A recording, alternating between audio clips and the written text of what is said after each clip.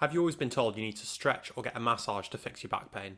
I'm fucking bored of it as well. In this video, I'm going to give you 3 things that are going to revolutionise the way you see back pain. Instead of just going around in circles with stretching routines, massage, taping, all of that bollocks. So, point number 1, your lower back is not weak. There's a bit of a trend going around in the fitness industry at the moment that the reason you have lower back pain is because your lower back is inherently weak and therefore you need to strengthen it in order to make it less painful and make it stronger. For 99% of people, this is just not the case. You see, when most of us go in the gym, we've got this one cue that we're always told: shoulders down and back.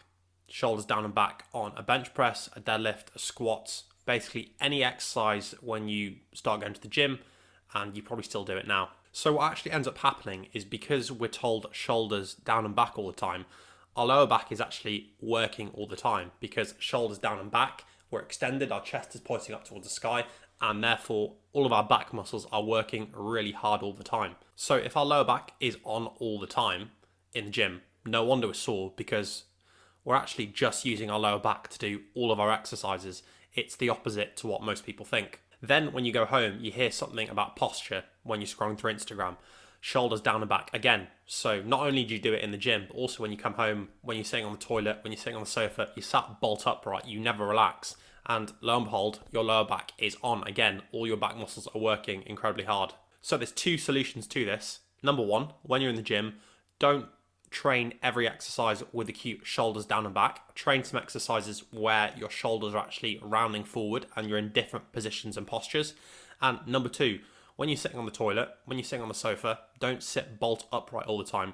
Relax, slouch, just chill out and give your back some time to relax. Let's go on to point number 2.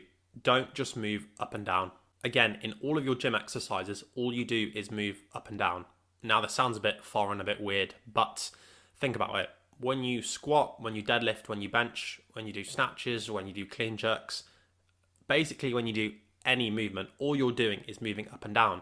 Whereas actually, as humans, we're designed to move side to side and rotate as well. Now, it sounds a bit boring and a bit weird, but it's so true. So if all you're doing is moving up and down, you're missing 2 out of 3 total movements. And therefore, your muscles are going to get tight and they're going to get stiff. So 2 simple steps to fix this. Number 1, just swap out your traditional barbell movements for lateral lunges or a curtsy lunge. With rotational work, you could just add this into your accessory work after your main lifts alongside your kind of normal machine-based stuff. So rotational throws with a med ball, slams with a med ball. You might get some funny looks across the gym, but 99% of people who are going to the gym anyways haven't got a fucking clue what they're doing, so I wouldn't worry about it. Point number 3, more pain does not equal more damage. If you've been dealing with lower back pain for a while, you've likely got some form of scan or MRI scan, and the doctor has told you that you've got X, Y, and Z damage, you've got bulging discs, and therefore you're broken. You're never going to be able to squat or deadlift again. However, pain is far more complex than just more damage equals more pain.